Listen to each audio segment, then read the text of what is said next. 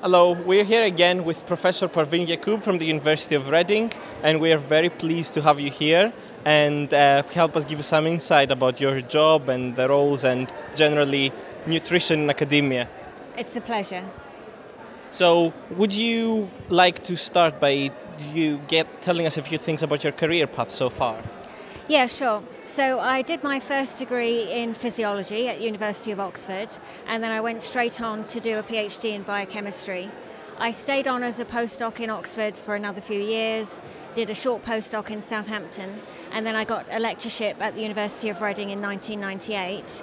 And then 5 years after that, I was promoted to reader, and then another 7 years later, I became a professor. So, which ones would you describe as the most enjoyable aspects of your job? So my job is 90% research and about 10% teaching, and I really love both.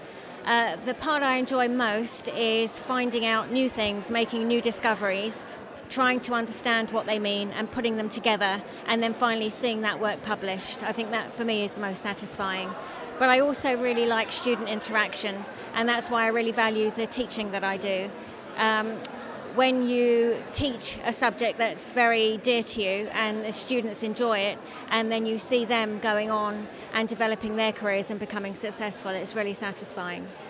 That's all great. So, can I ask you, so a lot of students are thinking of going to research, either from finishing their BSc or their MScs, and I think when you enter this world, you're always thinking, so what am I going to be expected to do, or what kind of skills would I need to have? So could we start by potentially the skills you would need for someone to have to enter research, either, let's say, let's start from a PhD level, so, and then you can answer me potentially what you would expect to see for a postdoc, for people further down, okay?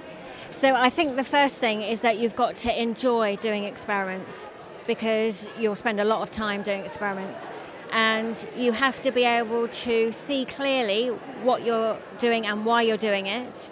And I think that another important thing is to be able to express yourself clearly.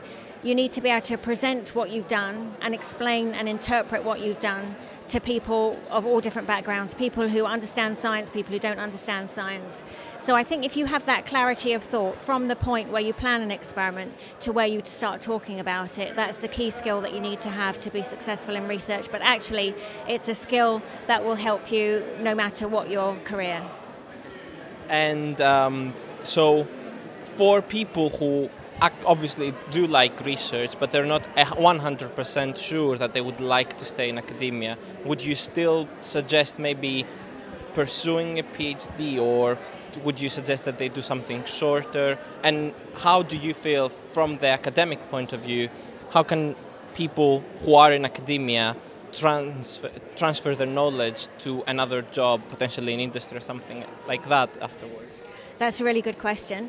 I think nowadays most PhD programs have a lot of transferable skills embedded into the training. So most universities have a graduate skills program or a general skills program. Our university has a very strong one. And I always encourage my PhD students to think widely and not think that they're going to be in research forever, and to use the opportunity to learn leadership skills, transferable skills, and to consider many career options, because a number of careers in academia are really small and there are lots of other opportunities out there. So I always encourage my students to be really broad-minded about where they might end up, and to make sure that they use the time that they're doing a PhD to get as broad a range of skills as possible. Okay. I think you've answered all our questions, and thank you very much for being here and sharing all this knowledge and experience with us. Thank you. You're very welcome. Thank you.